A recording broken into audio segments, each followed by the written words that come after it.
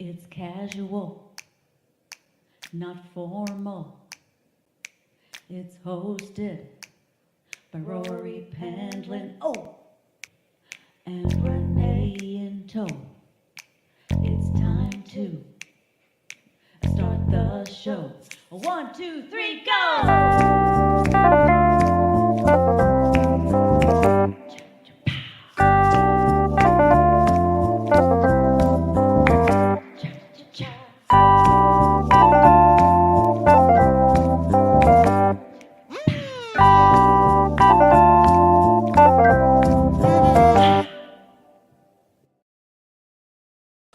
Hello, welcome to another episode of It's Casual. Actually, it's episode 95 of the updated It's Casual. The reason I say updated, and I'll tell you why in a little bit.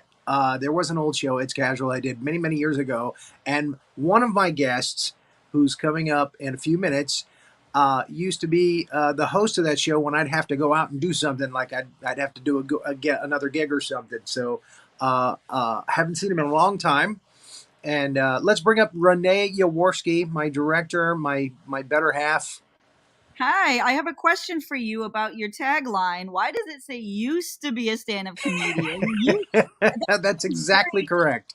No, I've been on the road. no. I did one gig when I came back to the U.S. in 2019, just before the pandemic hit. I remembered why it was that I didn't want to live out of a suitcase and do that kind of thing anymore. I do enjoy doing open mic nights, though, going up and just doing a few minutes, and bonding with the other comics. But haven't done that since then either. And that was, again, December 2019. So that's why I say used to be. But I'm doing a lot of good stuff on TikTok, though. So. Well, but my question is a qualitative question, and we can ask the guys when they come up. But if somebody was ever a stand-up comedian, can they ever not be a stand-up comedian? I feel like it's a vocation. They can choose not to be. I think, but when I think of you, you're still a stand-up comedian. You're like the most stand-up-y, comedian-y person ever. That's like your. Are those real adjectives? Stand-up-y, comedian-y? We'll ask the other guys when they come up. Well, let's ask. I want to know. I think you're still a stand-up. Yeah, well, yeah. Again, I make people laugh. That's what I love to do. I love to make people laugh, and if I do it with the voices, that's great. If I can do it on my own, even better, without having to, use shticky shtick. And that is a real adjective, shticky shtick. Carrot Top knows all about it. Gallagher knows all about it. Shticky shtick is definitely that's what they do. Some people say you shouldn't do shticky shtick, but there was a guy that would not book me because I was a novelty act. And sent me home with my tail between my legs a long time ago. See, I think of prop comics that way, like Carrot Top. That's why I mentioned him, or Gallagher with the smashing. I think of that as a novelty. We just lost Gallagher. Yeah, that's right. Remember when there was a whole thing with his brother, where his brother stole his act and was doing Ron Gallagher? I met him actually. I actually worked with him when he was stealing his brother's act. Okay, what was he like? Isn't that the funniest story of? I mean, it's just so weird. They should make a whole docu-series about. Well, at first it was just, yeah, you can use bits that I'm not using, while you're on the road, and then it was just like he just decided to do his whole act, and that's when it got bad. That's when it got really bad. That's when it got legal, and that's sad. That's a sad story. That is really sad, and I wish I knew the behind the scenes with that. It's got to be very. Well, the hope was that Ron would write his own material, that he would come up with his own stuff, but he just wasn't as creative, I guess, as his brother. So anyway. Right. Anyway, let's not leave these guys hanging any longer. Let's go ahead and bring up Bill the Bull Ohse. I hope I pronounced that correctly. Yeah. Ohse, actually. It's Ohse. Ohse. Yeah. Sorry. My bad. This is our first time actually meeting face-to-face. Yes, sir. We've chatted a little bit on TikTok, but this is actually our first time meeting face-to-face. But Steve and I go way back. Rock and roll comedian Steve Arik. We go way back. Oh, my God. Touring the clubs back in the late 80s, early 90s, doing the Coconuts comedy circuit, doing the comedy caravan. Yeah, man. Mike Rivera, Lou Angel Wolf, Out April. I saw a picture of one of you guys with Out April. I saw Out April at Christmas time. That's great. At Christmas time. It was wonderful seeing you. Greg McCart. See my poo-poo? It's a big poo-poo. I came in much later, so I didn't get to see any of your stand-up-y, comic-y stuff. Stand-up-y, comic-y. Yeah. So it's all about the voices. I was the man of 1,000. I wasn't the man of 1,000 voices back then. I hadn't set the record, but I was the human cartoon. And then I worked with Drew Carey, and he stole my byline. A couple of months after he worked with me, he's on Showtime, and he's like he's like the human cartoon. I'm like, oh, go. Damn it. He took your shtick. He took my byline. Am I going to see you do any stand-up anywhere at all? I don't know. You guys are based out of the west coast of Florida, am I right? Yeah. Yep, Tampa area. Okay. So I can't do McCurdy's. And I know that's like one of your main clubs. That is a big one for us, yeah. Yeah, a long time ago, Les McCurdy asked me to open, and I just gone out on the road as a feature, and I said, well, I can't kind of step back at this point, and I think he really took that to heart, and he never called me again. So my big head. That was a long time ago. He'd love to see you. Again, I've watched the videos and stuff, and it's fun to see you guys up on that stage, and fun to see him doing his thing. I think his son's doing comedy now too, right? Who's that?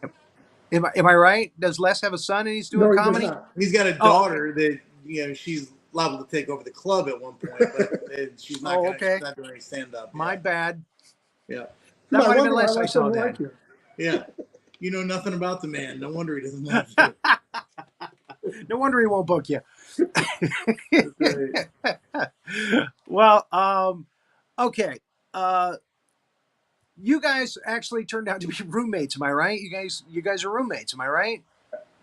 Yeah, I'm renting a back storage room from him. That's not Bill was looking for a place to stay, and I said, I got a shed that you can hang out in. I got a shed you can convert. Kind of thing, yeah. You got to do your own lawn. Yeah. Here, but you've got the lawnmower right there next to your bed, so. Yeah, it's right next to the weed eater. It's only $4,000 a month. It's quite comfortable. Yeah. So you're both road comics. I'm not a road comic so much anymore. I'm too old. Back when I could. You had a health scare about just over a year ago, right? Rory, the only reason I'm doing a podcast, I hate podcasts because I'm old and fat now, and I don't want to be on podcasts. Stop. And the only reason I'm doing this, and the only reason I'm doing this is because after I had my health scare, It's Casual raised an unbelievable amount of money to help me out, and I really appreciate you, and I really appreciate your viewers, listeners. We did what we could. That's the reason I'm here. Bill actually, well, thank you. Bill actually did a roast for you. Am I right? Yes, we did a roast. It was a fundraiser. Tell us about that. It was a blast. There's Lou Angel Wolf, Jeff Barrett came in from Orlando. Johnny B from the 102.5 The Bone here in Tampa came out. A lot of people I've known for 30 years showed up. Right. Do you remember Kevin Rogers? Kevin Rogers. Yeah. He moved to LA with Billy Gardell when Billy Gardell, before he was Mike and Molly. And Kevin doesn't do stand-up anymore, but he still lives here in the Tampa area. And he showed up for the fundraiser. It was wonderful. It was great to see so many people. I wanted to be there, but I found out about it like 2 days before it happened. And like I said, and the efforts you did on It's Casual with your, it was very heartwarming. I can't begin to tell you how much I appreciate it, my friend. Well, we had a few people send in videos. Probably Mike McCarthy, Murph Seymour, both of them sent in videos. Had we had a little bit more time, like with you, had we had a little bit more time, I'm very positive we would have gotten a video from Carrot Top. I was in contact with his best friend, and we just didn't get to him in time. Charlie Veracola. No. Eric Godfrey. Eric Godfrey runs. Okay. I know Charlie was hanging out with him for a long time. Yeah. Charlie was working for him for a while, but Eric was his tour manager, and Charlie worked the stage for him. Yeah. The best man at his wedding too, I think. Eric Godfrey was the best man at his wedding. Yeah.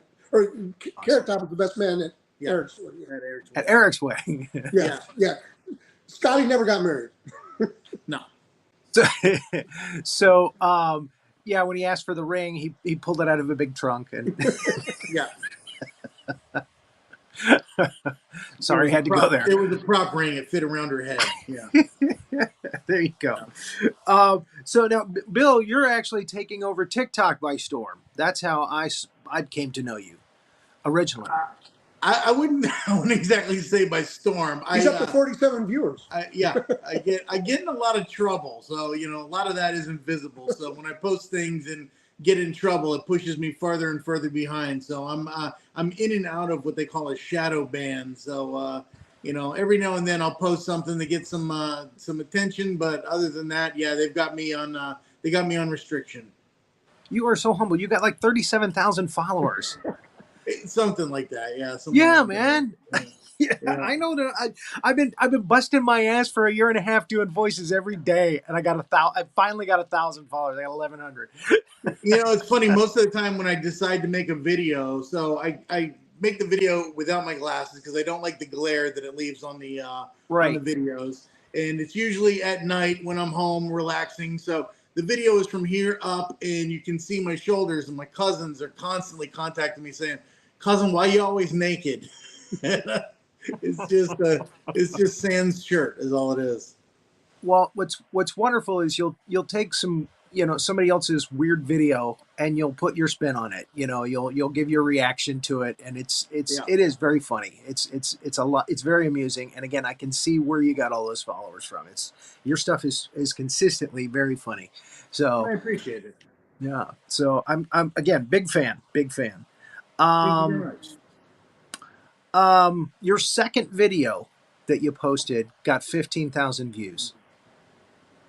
Okay. And that was the one where they wouldn't let you into Walmart. So so you put underwear around your face. Yeah, with a little chocolate sauce on it, I'm hoping. It's steak sauce. It's actually steak sauce. Steak sauce, even better. Yeah, now see, that was in the beginning when COVID got actual little chunks in it.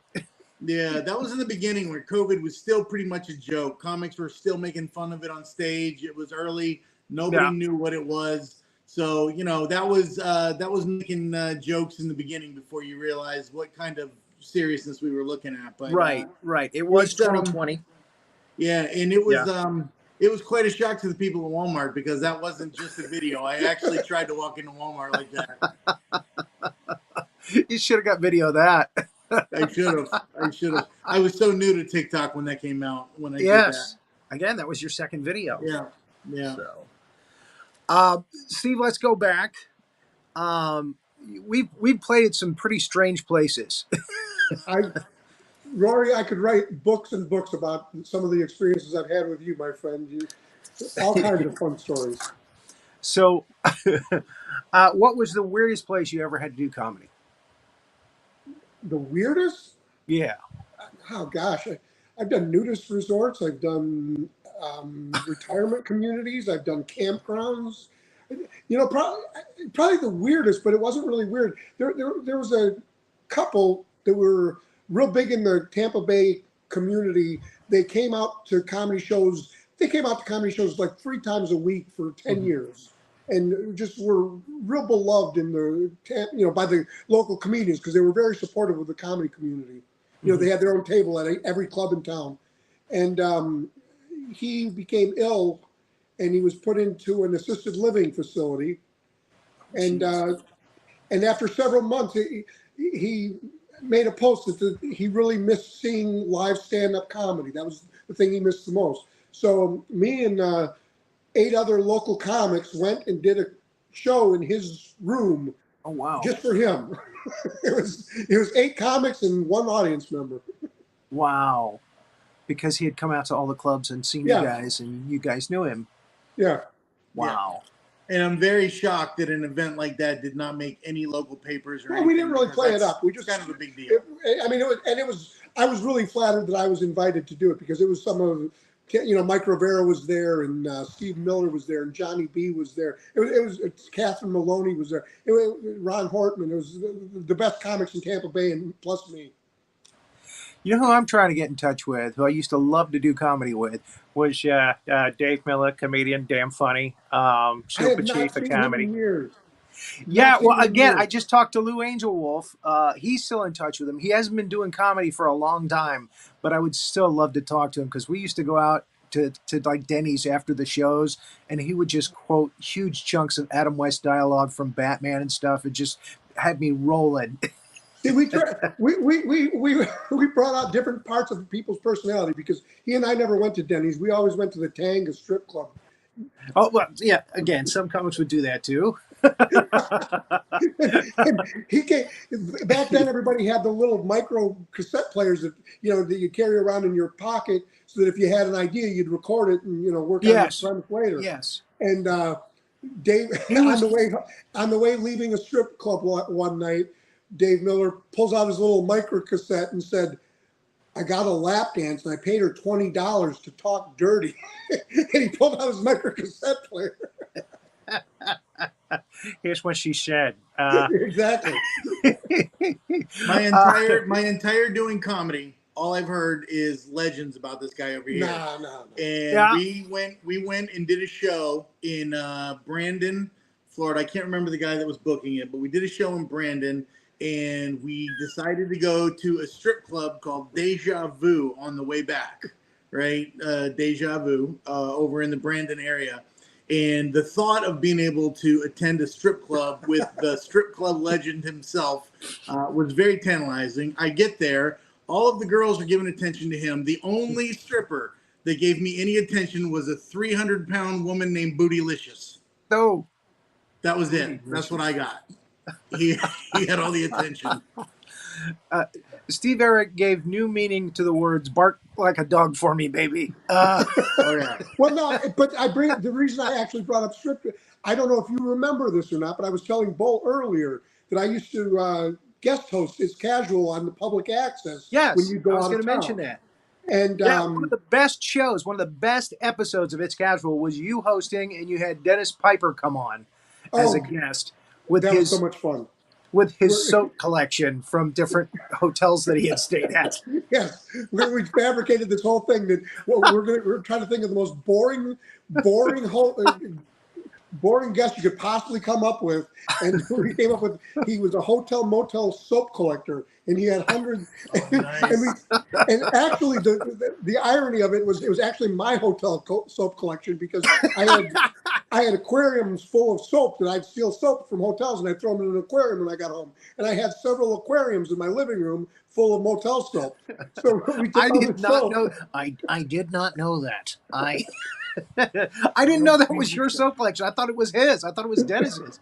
No, because we all took the soap at the hotel, I had aquariums full of hotel soap, and like I said, so we just came up with this fictitious guy who collected hotel soap, and Dennis was so brilliant with it. He's like, obviously I couldn't bring my full collection, but I did bring several hundred with an amusing anecdote about each. Oh, that was so much fun. No, but the one I was going to bring up was, I asked Joe Redner, who people who aren't from the Tampa area, he's a community activist who made his money from Mons as Venus. the owner of strip joints. Right. And I asked him to be a guest on It's Casual when I was hosting it. And not only did he come in, but after that, he talked to the people at the public access and got his own public access show. He got his own show. Yeah. Yeah, the Joe Redner show. That's right. At Jones Public Access in Tampa. And it was all because of It's Casual. And, well, yeah, he actually got into politics. Yeah, he became quite an activist. Yeah. Yeah. So I don't think he ever got elected to any seats, but he ran quite a bit. Yep. I'm sorry I stepped on it. I apologize. I said I don't think he got elected to any seats, but he did run quite a bit. Yeah. John Midas went to that club when he was working the Comedy Corner, Mons Venus, and he actually, in his act, he said, "I swear to God, this is the truth." At 2:00 or whatever time it is, they close in the morning. He said, the girls all bounce to the back room. The guards go up to the stage. One guard goes up to the microphone and says, "Y'all been lied to. You ain't got no dates. Go home." And that's how they end each night. Yeah. It's funny. He frequented strip clubs years ago, and I was a bouncer at strip clubs. And actually, before I even knew him, he used to come into the club where I used to work at. He was friends with the owner as Alex, right? Yeah. Yeah. So I used to work at I Probably was had a a gold bouncer card. at a club called Daddy-O's in Largo. Daddy-O's. I don't know if you remember Steve Spano. Yeah. A comic. He actually had a lot of gold cards for different clubs in Florida, in different areas: Orlando, Tampa, West Palm Beach. He's in Vegas now. Yeah. He I'm just not in contact, but I have seen him on Facebook and stuff. So doesn't want to have anything to do with comedy whatsoever. Yeah. He just wants that part of his life to be behind him. Yeah. He's happy with his life, what he's doing now. So, Stand-up comic. and again, that's, back when I first started doing stand-up, I was like, I want to be famous and all this stuff. And I worked with Bob Baker, and he's like, I don't want to be famous. He goes, I like my anonymity, Yeah. He goes, I like doing what I'm doing, just working clubs, working, crowd by crowd. He goes, that's what comedy's about. That's what I like. I agree with goes, him. If I go on, go and become famous. Well, and Steve, you had a shot at becoming famous with MTV. Yeah. I came real close. Yeah, there was a very good chance you were going to be somebody on MTV. Unfortunately, the Brady special never took off. Here's okay. Martha Quinn got cast to be Bobby Brady's wife on some Brady respun Brady's Adults type show, and so she was gonna leave MTV to be Bobby Brady's wife on a sitcom, and MTV, they flew me up, picked me up at the airport. I mean, it was really far along in the negotiation process, and then the Brady special never took off, and Martha Quinn never left. So, and then shortly after that, they switched from the heavy metal and hair band format to the dance and stuff like that. And I wouldn't have fit in after that. So yeah. But you had done MTV Spring Break, right? Yeah. And I know you have a hard time working clean, because I had a hard time working clean back in those days. So I know that was one thing that might have worked against you a little bit, but you had the look, man. You were the rock and roll comic.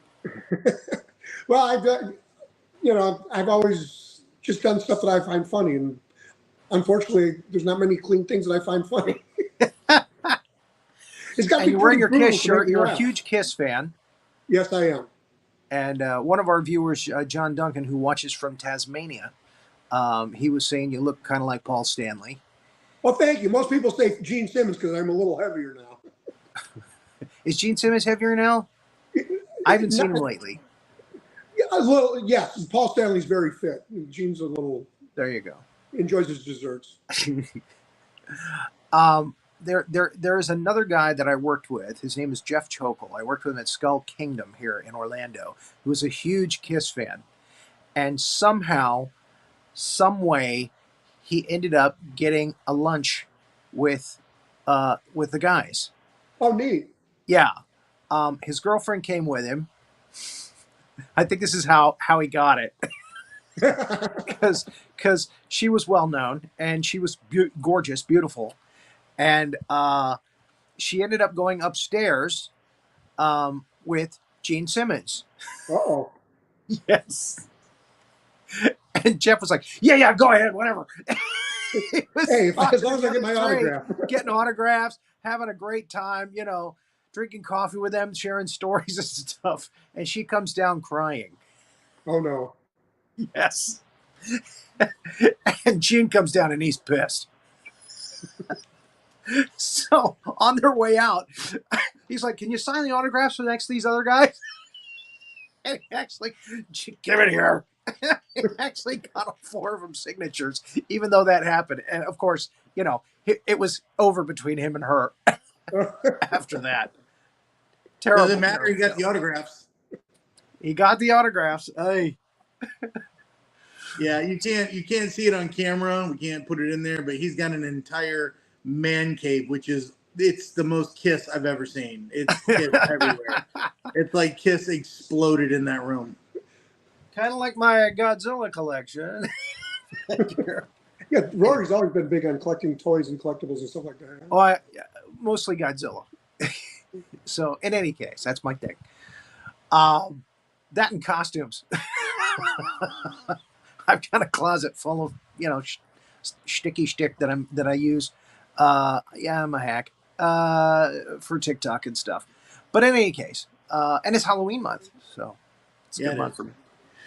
So, have you got anything special planned for TikTok for Halloween, or you just gonna keep on doing what you do? Me specifically, no. I don't have anything planned out. I've got a lot of gigs lately, so I mean, I've just been on the road quite a bit, and I just booked Comedy Cabana in South Carolina. I'm looking forward to that one. Cool, very cool. Yeah. So again, back when Steve and I were doing the road, there were different circuits in the Southeast. I'm sure all of that has changed now. Do they still have the comedy caravans? Yeah, there's still caravans, not to the extent that when we were doing the caravans, but there's still caravan rooms up there. Comedy zones? Yeah, there's comedy zones, yeah. I know that Groucho still has a room or two, I think, going. He's got one or two rooms. He's been concentrating on his own Hypnolarious. As a hypnotist. So Hypnolarious. And the club that he's got right now, he concentrates on cruise ship type, not even modern cruise ship, but old style cruise ship type of entertainment. And I haven't worked for him in a couple of years. Yeah, he used to always tell me if I ever cleaned up my act, he could get me on the cruise ships. This was before I moved to China, in 2004. That was the other thing, Bill. I moved away from the country for about 15 years. Oh, really? Well, listen, I thought it was funny when you were talking about hold on a second. I thought it was funny when you were talking about performing the coconut circuit, because since I've been here, Coconuts has had like one room. At one point they had two rooms, but that was it. That's all that's what back in the 90s they had 27 weeks. Oh my God. He was sending us to Cancun. I went to England for him. Wow. Yeah, he was sending us to the Virgin Islands. I didn't get to do the Cancun room. I unfortunately didn't get that one, but I did the Virgin Islands and the Cayman Islands for him. Yeah, Johnny O used to tell me about emceeing in England. I thought that was pretty cool. Yeah. And the thing about England is the comics want you to hang out after the show. The British comics want you. They want to talk to you, about comedy in America. Oh, I had a blast. Yeah. And most of the comics just bolt after the show. Evidently, they get a lot of shit. I had a blast working in England. So, now it was 2004 that you went to China. Yeah. 2004, and you were there, what, 2019. 10 years? I was there 15 years. 15. Yeah. I was telling my girlfriend earlier, I'm very cynical, and when I remember years ago when you first met your future wife and you showed me a picture of her, and I'm thinking, yeah, she's in this for a green card. There's no there's no way this hot woman is interested in you. She wasn't interested in moving to America. She didn't like Florida, and that's my point. I was the total cynical one saying, "Oh yeah, this hot woman is just going to use you." And no, just the opposite. She wanted you to come to China. It's like she really is in love. Yeah. We're still together. She just visited. She just visited. And your daughter's she's got her own money. She didn't need. She wasn't after my money. And Mr. Comic. Like I said, I was cynical, but I eat my words, man. I'm impressed. So, well, thank you, sir. Thank you. And you've seen some of my other girlfriends. You had several comics come and work for you in China, didn't you? No. Actually, I stayed out of the comedy. I didn't find the comedy rooms there until like 2 or 3 years before I left. So it was like 2016 that I started doing open mic nights there in the rooms down in Hong Kong. Not in comedy. Didn't you have some comics come and work? No. No, like I thought Steve Anderson went over there. Steve Anderson came over to teach English. Right. But that's what I'm saying. Didn't you set that up for him? Yes, he came to work for me. I was teaching English to That's the kids. thing. Not as comics. You Yeah. hired comics to come and work for you, not as comics, and got them legitimate work. Right. He worked for me. Comedy is not legitimate work. Yeah, no.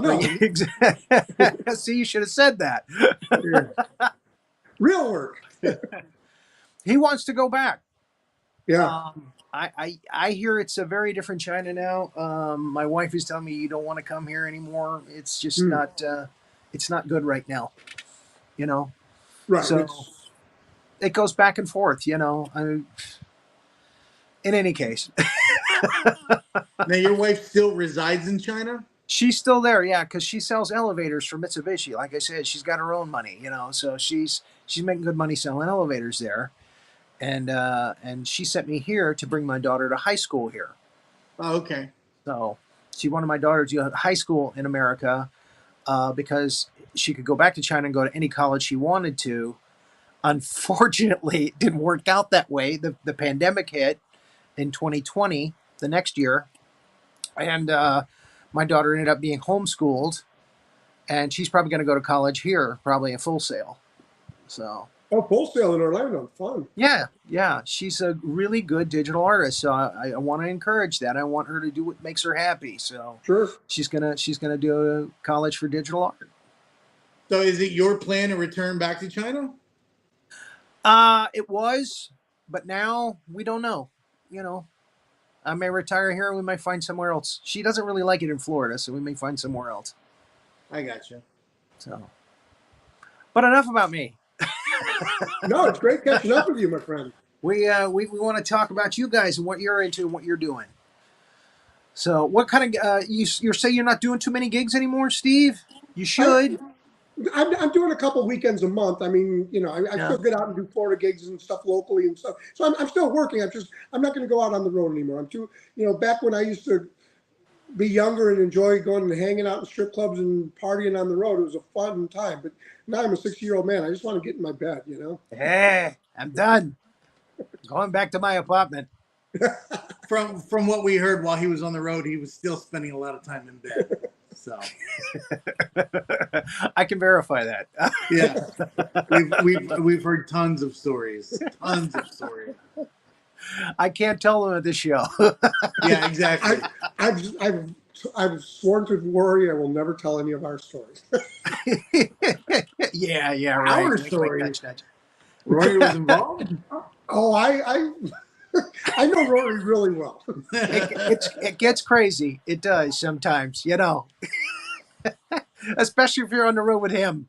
Well, Rory used to book a room up in Lake City, and one of the options is he'd give you an extra $75 if you'd stay at his house rather than him pay for a hotel room. You know, he saved the money on a hotel. Now he's lying.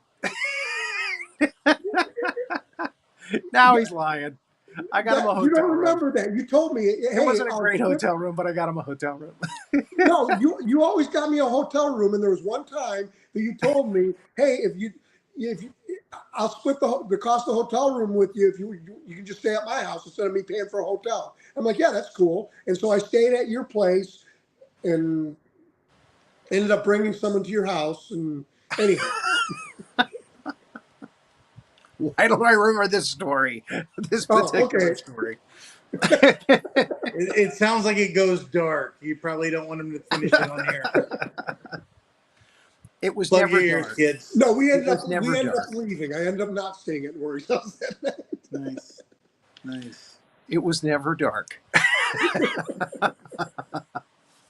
But it was my mentor in comedy was James Vernon. Did you ever work with James Vernon? Name sounds familiar. Probably. Older guy, very Richard Pryor-like. In fact, everything that happened to Richard Pryor happened to him. He ended up going to prison. He ended up getting a gun charge. He ended up getting caught on fire. I mean, everything that he used to joke that everything that he did, Richard Pryor was copying him. Oh, jeez. Yeah. Well, I know Steve and I stayed in a haunted hotel one time. You remember that? Up in Macon, Georgia, yes. Ooh. And I actually stayed in the haunted room. I was going to say, didn't you take the haunted room, didn't you? I took the haunted room. Yeah. I think I might have done it on a dare. No, actually, I just wanted to stay in the room. I was into the paranormal and stuff at that time. So And Rory specifically asked for the room that was supposedly haunted. He's like, I want to stay in that room, and they gave it to him. and You're a it was bigger man than me. creepy. And when I woke up, I woke up in the middle of the night. Something had happened that woke me up in the middle of the night. I'm pretty sure it was Steve. It wasn't me. I wouldn't go. I went in there for about 10 minutes. I'm like, I'm getting the heck out of here. And the next morning when I checked out, a woman had been killed in the room. Was what it was. She had been strangled with a telephone cord by somebody in the bathtub in the bathroom. And you could feel kind of a tension in that room when you went into the bathroom. There was just kind of a feeling, like a vibe. Rory, for the millennials in the audience, you might want to explain what a telephone cord is. Oh, yeah. You see, we used to have these phones that you had to use a rotary dial on, and I just and they had a cord that went to the wall. I just did Porky's Comedy Club in Orlando, and they put us up in what's considered a haunted hotel there. Yeah. There's a ghost by the name of Vivian that walks around the Hunter's Arms Hotel in St. Cloud. I took my daughter there. It's been a couple of years, and my daughter swore up and down that something was trying to pull her off the end of the bed. So it's Wow. it's a little creepy in there. Yeah, I kind of heard whispers and felt vibes and stuff, but I thought some of the stuff was going on with Steve and the other comic making, I swear it was me. Good call. I swear it was. Good call. Yes. Now I went down to his room just to. Yeah. The floor was clean outside the room all the time I stayed there, but when I checked out, there were bobby pins right outside my front door. Women's hairpins on the gun. Now, that might have been Steve too. Yeah. Trying to pick the lock. You're a braver man than me. Had I been staying at that hotel, you would have woke up being cuddled by a 275-pound man. I'm just letting you know. I'll keep you safe. Good. Hold me. Oh man. I'm trying to think of something else that we connected to that you might enjoy, but again, we talked about April. There was a girl that worked at the Comedy Corner as the other MC, Francine Brandt. Frankie. Do you remember her? Frankie. Yeah. There were two Frankies. There was Frankie Lafise and Francine Brandt. Oh, yeah. And I dated and lived with Francine Brandt for a little while. That's what I'm thinking of, yes. Yeah. And then she moved on. Again and again and again. So I don't know if you had remembered her or and Frankie Lafise had a son named Christopher. And I don't want to bring the room down here. Melinda's son just passed away a couple days ago. Whose son? Melinda Campbell. Okay. You don't remember Melinda?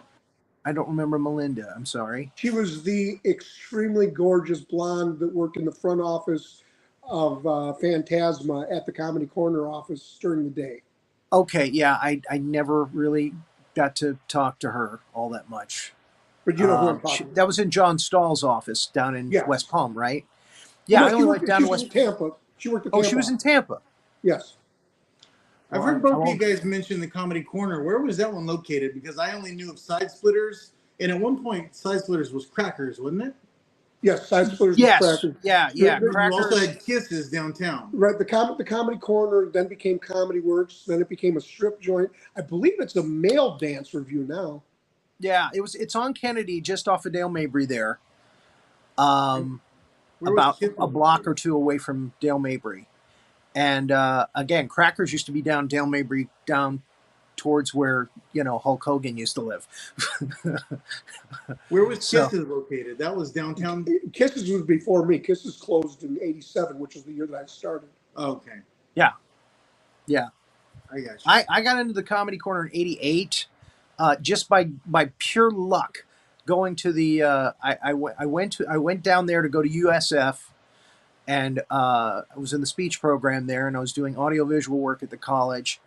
And I went to a comedy club, and I was like, oh my God, this is what I want to do. This is what I want to start working on doing this. So I told the MC, I said, look, I got a lot of stage background. I can MC on nights when you want to take off. And he goes, really? Because he was an actor and he wanted to do auditions and stuff. And that's how I got in there as an MC. And that's when I started doing the impressions and started working up my 30 minutes, to go on the road. And it was just pure luck. I was just in the right place at the right time and said the right thing at the right time. Yeah, you did a great job. It was a great job. I got to work. I mean, they used to bring in like really big names. Like once a month, you'd get to work with like Rita Rudner, Judy Tenuta, Richard Belzer. Even Henny Youngman came in one week. Phyllis Diller. I mean, Jimmy Walker. I mean, just once or twice a month, they would bring in somebody just, an A-lister, That was a great club. That's the kind of stories that I missed out on, because he always talks about, working with people like Frankie Bastille. And I've Bastille was a regular, yeah. Yeah, I've heard stories about Ollie Joe Prater. I almost got in big trouble with him one time. Everybody gets in trouble with Frankie. Oh my God. His girl came knocking on my hotel door. We were working together. Frankie razzed me the first time I introduced him. He gave me his intro, and I screwed it up. I said he's worked for the Destroyers. Shit. Bad to the Bone. Who sings Bad to the Bone? George Thorogood and the Destroyers. George Thorogood. I said he's worked for George Thorogood and the Destroyers. Because I didn't know. He's like, that's the same band, you idiot. So, but one time we were working a gig. I think it was a Larry Silver gig. And his girlfriend comes knocking on my door and she's crying. And, he comes over and he goes, Penland, don't get involved. Her away, and I'm like, he goes, just stay out of it, Penland. Don't get involved. You don't want any of this. But he and somebody else were the guys that put the Happy Meal on Elvis's grave and got kicked off the property. Got kicked off the Elvis. It used to be a thing to see if you could get. Was that Dave Clark that did that with him? I think it was Bastille and Dave Clark. I'm not sure who it was with him, but then that became a thing where comics would come up with I can't remember all the different comics and their name. It's been so long since I even thought of this. Roy, this is so fun. Somebody got kicked off for asking if a closet was a walk-in medicine cabinet. Because they will walk you off the property. Oh yeah, they don't have much sense of humor. If you start making jokes about the king getting buried in the backyard like Rover. Where did he keep his Quaaludes? Yeah. Any mention of being fat, doing drugs, or dying on the toilet, they would pull you off the tour. Yeah. Come on. So that used to be a thing. Work Memphis, go on the tour, and come up with a way to get kicked off the tour. Oh, jeez. Well, he was such an honorable man. So. Tunica. Yeah, man, you worked Tunica. I can't remember who that gig was for, but you worked Bally's, the grain silo. There was one time, so there was I know that there was a casino, I believe it was the Tunica area, where you used to have to perform standing inside of a car with the top cut off of it. Did you do that? I did not heard do a lot that. of stories about that one too, but I never worked that. That might have been in Bally's. They might have had cars like that inside the showroom, actually. Yeah, from what I understood, the car was a stage, and you had to stand in the car with the top cut off of it, and I the can't people remember sat all the way around you. That was a grain silo that they did the comedy room in, but they had other stage areas for other performers. Like we had the guy that was Bowser from Sha Na Na was there the week we were there. And actually he's a wonderful classical piano player. But of course, he dresses like Bowser because that's his thing. That's nice. So See, I love those old stories. I love to find out about the celebrities you guys worked with, because I've worked with a few, but I mean not to the level that you guys have. the Comedy Corner was a great place for that because they would bring in the best, and I've told this story probably 100 times on this show, and they don't want to hear it again. But I missed the chance to work with Bill Hicks. It was they said, yeah, we got this guy coming down to West Palm, Bill Hicks. He's very funny, but he goes off on crowds. He's kind of a live wire on stage. And I go, oh, well, I don't want to work with that. And a couple of years after he passes away, I go and get some of his CDs, and he's brilliant. I fall in love with his act and his stuff. And I'm like, oh, Jesus, I could have worked with him, man. I could have hung out with him. So my mentor in comedy, James Vernon, he was Bill Hicks' opening act for quite a while.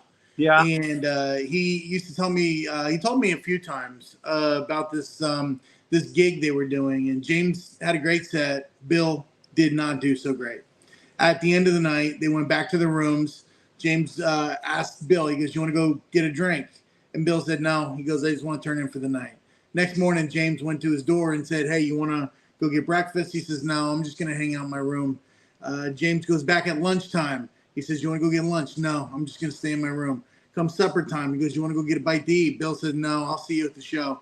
They show up to the show that night. Bill Hicks showed up with an entire brand new hour. He wrote an entire new hour over the course of that one day.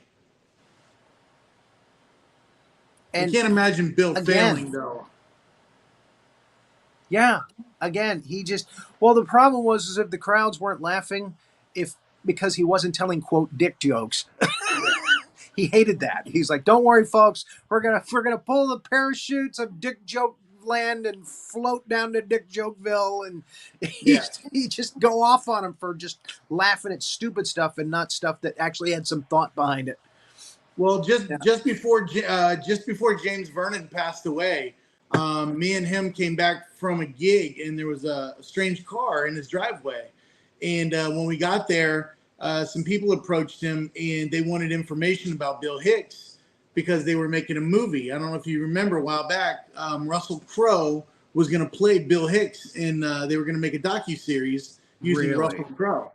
Yeah, and James is like, I don't know why you're here to talk to me. They said, well, because we went through Bill's memoirs, and your name was mentioned 137 times. Yeah. He said, so that's why they wanted to use, which is funny because they would use Russell Crowe because Dennis Leary has been practicing that act his entire life. Oh, man. I actually thought it would be great to do that act at Fringe Festival. This is many years ago.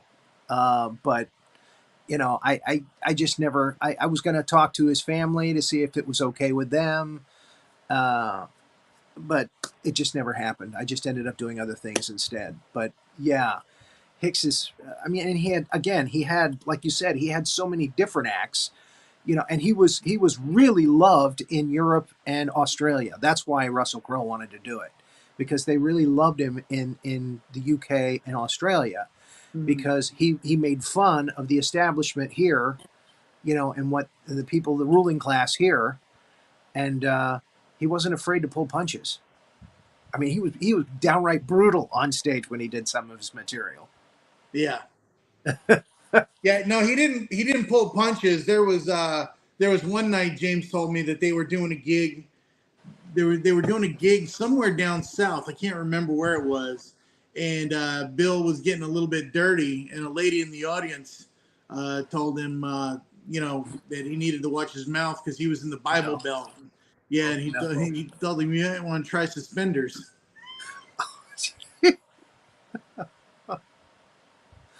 Oh, man.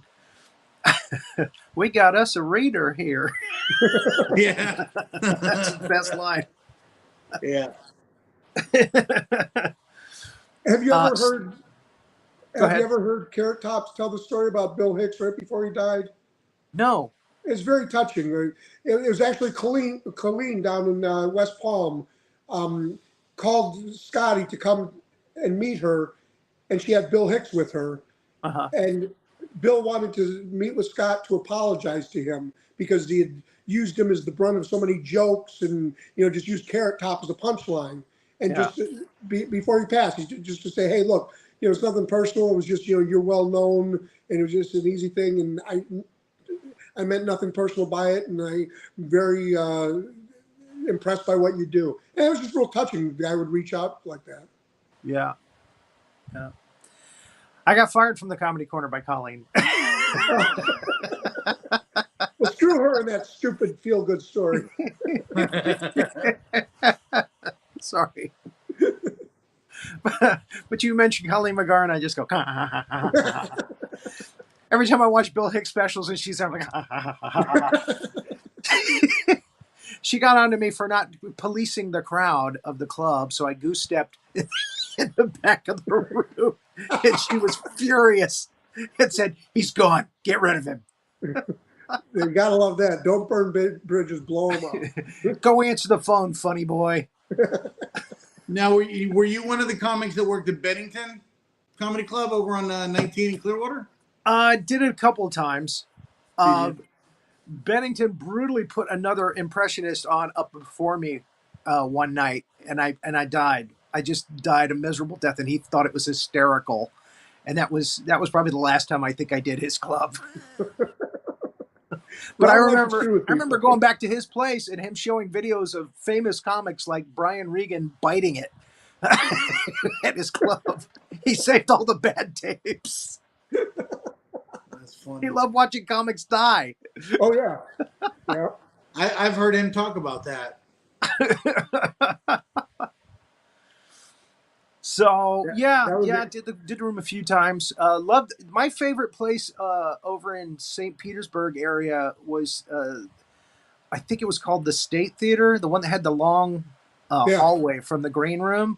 I remember watching Jim Brewer he said, hey, watch this. I'm going to do my impression of Footloose. And he's banging against the walls, going back and forth, going up that hallway to the stage. That was a fun room. That was a blast. That room was As great. Brewer could do, Yeah. I'll tell you what. I got to go see Larry the Cable Guy when he was here local. I went and saw him, and afterwards I got to go to the back and hang out with him. And I told him I was a comic. I told him that I knew a lot of the local people. And the first person that he told me to say hello to was Steve Arik. And I thought that was the biggest thing. That was the biggest thing for me because I listen to everybody else talk about all these legends in comedy and stuff like this. And then I meet somebody who at one point was considered the largest comic on the planet before Kevin Hart. I mean, it was Larry the Cable Guy, Dan Whitney. And, he created that character, while he was working for the Comedy Corner. He was Dan Whitney before that character came. Oh, yeah. He worked the Comedy Corner all the time with Dan Whitney. Yeah, I think he was one of the regulars. He was one of the regulars when I told him to continue just doing straight, just Larry the Cable Guy, wasn't it? Yeah. I believe it. Well, actually, you know what? It's been a little bit of an argument between the two of them because Les McCurdy is the one that I've always known, but Bobby Jewell swears up and down it was him that gave him the idea. Bobby Jewell I called him out one night because he's like, I'm like, dude, Dan Whitney never worked your room. He was a Comedy Corner guy, and Comedy Corner people didn't work crackers. You made a choice. It was one or the other. Yeah. And he was not a crackers guy. He was a Comedy Corner guy. Anybody who was around back then knows that. Yeah. Anyhow. Yeah. It's very I believe it political. was You less. can't work. Yeah, you can't work clubs in the same area. That sucks. We all just want to work. Yeah. Because Les was a regular at the Comedy Corner. He would come in a couple times a year. Yeah. So, I believe it was Les. That makes sense. It was. I had no idea that Les's room originally was a Coconuts. Joe Galanis' room was originally a Coconuts. I had no idea. I believe it. Yeah. I won't go into why, but I believe it. I'm surprised he only has 2 rooms now. That you said. Well, he doesn't have any now. He's not now. Not now. Not even now. He doesn't have any. Wow. No, he's done. Yeah, I think he's completely done. Actually, man, he could open up a comedy room just about anywhere. Yeah. Yeah. We did a bowling alley. I've done many Remember that? bowling Done alleys. those too, yeah. Oh man. Did you ever I've do a done gig that. where you thought you weren't going to get out of the room alive? We've done that. We've done biker bars. We did for coconuts. We did a gay resort. We've done the nudist resort several times. Oh yeah, they had down in Key, Resort. down in Key West. They got the hotel down there is a clothing optional hotel. It's a clothing, and I'm all excited. Oh, this is gonna be great. I get down there. Optional. It's a gay resort. And I'm like, yeah, it's clothing optional, but it's all guys. Yeah. I had You went no seeing idea for how to porn. work a gay resort the first time I went. I got hit on so much. I had no idea what a bear was. Apparently, I'm a bear. You got that look. I He's got got that the look. look. I didn't know that they had so many titles because they got a friend of mine does the material, but I gave him the line. I said, "You got bears, you got otters, cubs, twinks." I says, no wonder your people are in the closet. No wonder your people are in the closet all the time. That's where Narnia is. Oh, jeez. And on that happy note, what do you got coming up in the near future? Let us know where you're going to be. Obviously, we can find you on TikTok, Bill, but where are you going to be playing soon? I post all of my stuff on TikTok. This weekend, I'm going to be at the former Laugh-In. It's now another Snappers Comedy Club in Fort Myers. After that, I'm going to be in Port Charlotte at the Vasani no, it's not Vasani's. After that, I'm going to be in Vero Beach. I'm going to be doing Vero Beach Comedy Zone. Awesome. After that, I will be at the Comedy Cabana in South Carolina. I don't have the dates in front of me right now. I have them on my phone. Which you're and looking right now forward to. Yeah. Steve, where are you going to be in the near future? Next weekend, I'm seeing a show next weekend. I'm filling in a show at a place called Niagara Tap in Largo, and it's a real fun bar gig. Very fun. This last month was their 14-year anniversary of doing comedy there, and the guy who hosted is out of town next weekend, so I'm filling in for him. So there you go. Awesome. Well, if I can't make this show, I'll definitely give you a call.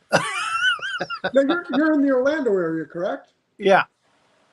I'm in Altamont Springs. Okay, I was gonna say because the week before Christmas I'm over at Porky's, which is close to you. Hopefully, maybe we can get together. Yeah, let me know ahead of time. I'll come out and see you, man. Cool, I would love that. I thought you were farther north. I would have had you come out to Porky's when I was there. Again, we just didn't. I mean, we chatted a little bit on TikTok, but we hadn't really officially met. So now we know each other, and I would love to come out and see you guys perform. Yeah. So anytime you're near here, let me know. Dude, it was so great talking to you, man. So many fun memories. Yeah. We did it back in the day, man. back when comedy was king. There was a comedy club on every corner. One of my favorite things is hearing all y'all's road stories. I absolutely love everything about the life. I really do. My favorite part was after the show. I would love to hang out with comics after the show and talk and hear their stories. So I get that. I understand that completely. You know, to hang out with somebody even before they became famous, like SpongeBob,